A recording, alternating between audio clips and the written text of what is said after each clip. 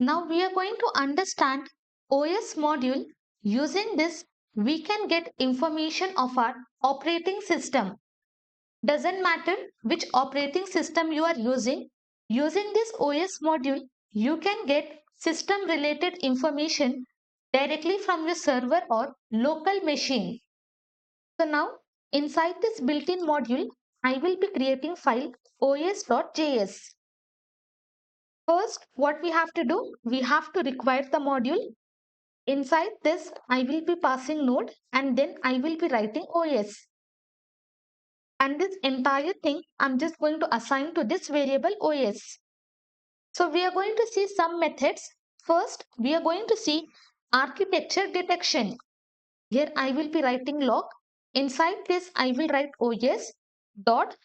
I just want to get information related to my system architecture. So for that, we are having this method. Close it. I will open terminal. I'm just going to run node OS. As soon as I hit enter, I will have x64. So this is my system architecture. It basically tells whether our system is using 32-bit or 64-bit. Now next, we are going to find information related to memory. I will write the comment memory. I will comment this. Here I will be creating one variable memory is equal to os dot. Simply we are having the method freemem.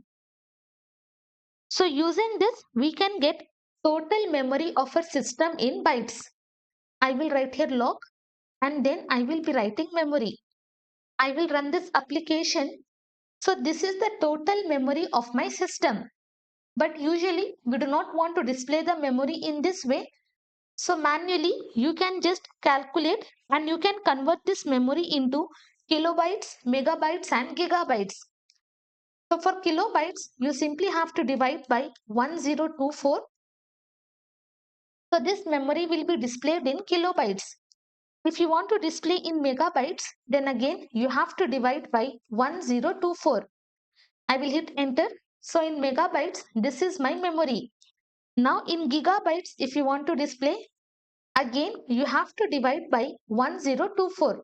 So now in gigabytes, it is just going to display this memory. So it is very important. Using this free mem, we are going to get total system memory in bytes.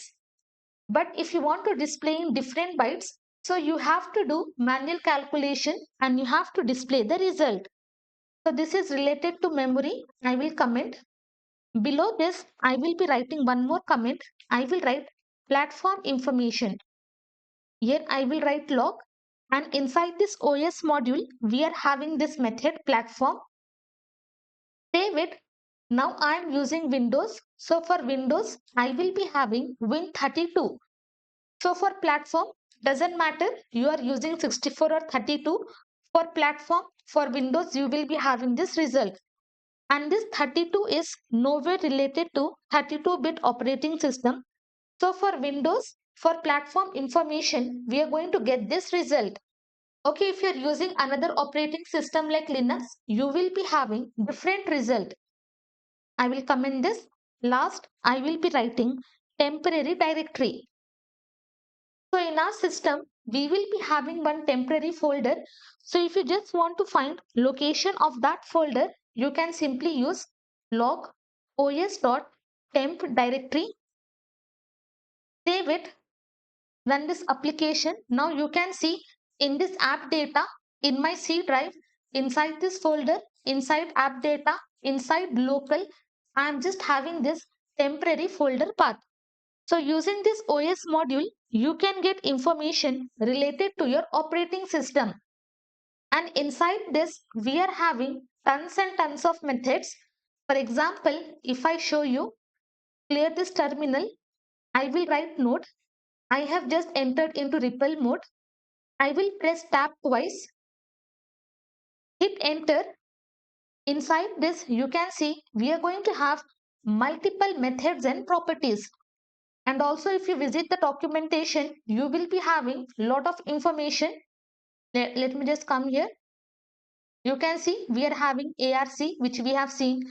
We have the CPUs to get the information related to CPUs, free memory. We are having this host name. If you give this, your host name will be displayed. We have tons and tons of methods.